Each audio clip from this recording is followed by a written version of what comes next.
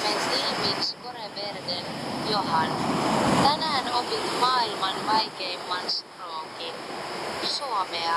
Ja tiedätkö miksi? Johan. Varför inte? Jag vill imponera på den där finska bartendern vad heter hon igen? Jaana. Soren. Hyvä syy, Johan. Mutta muistutan, että suomalaiset eivät puhu, ellei ole pakko. Paitsi Närde Rippevodka. Johan.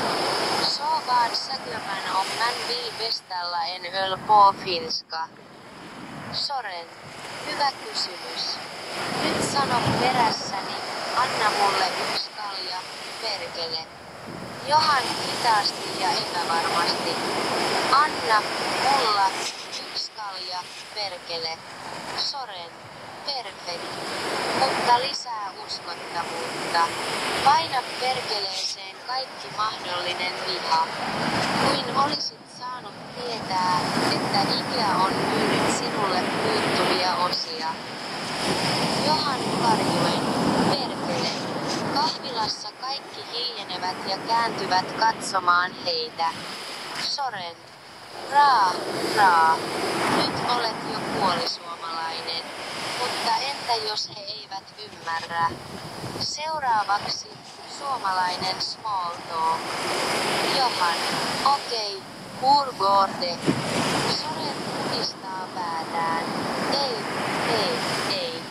Suomalaiset eivät kysy noin. He sanovat, onko se lunta vai tuhkaa. Se on samalla sääraportti ja eksistentiaalinen kriisi. Johan.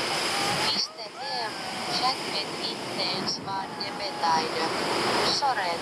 Ei kukaan tiedä. Se on suomalainen tapa sanoa, minulla on lievä masennus, mutta älä kysy lisää. Kohtaus 2. Tupakanhakureissu kioskille. Soren ja Johan ovat kioskin edessä. Johan yrittää ostaa tupakkaa suomeksi. Johan. Okei, niin miten sanotaan tupakka? Soren. Helppo. Sanot vain, savut tänne nyt heti. Johan. Lainausmerkki ... Okei. Kuulostaa epäilyttävältä, mutta olkoon.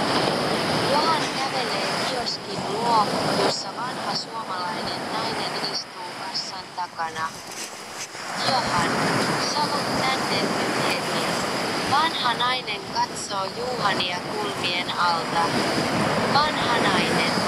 Poika, ootko syntynyt Karjalassa vai vaan tyhmä? Johan hämmentyneenä. Vad sa on? Soren. Ei huolta. Hän kysyy, haluatko myös vodkaa? Sano kyllä. Johan. Joo. Nainen vetää tiskin alta pienen vodkapullon ja työntää sen Juhanin käteen. Vanha nainen. Maksa kortilla tai perkele käteisellä. Johan katsoo Sorenia epätoivoisena. Jag fattar ingenting. Äänihän ens halpai. Soren.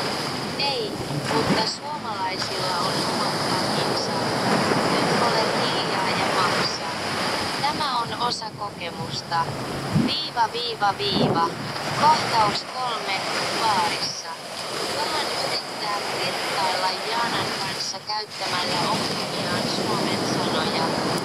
Jaana, mitä sä tuijotat? Johan yrittäen hymyillä. Anna mulle yksi kalja, perkele. Jaana nauraa räkäisesti. Jaana, vihdoin joku osaa tilata kunnolla. Tervetuloa Suomeen, ruotsalainen. Soren pöydästä. Bravo, Johan.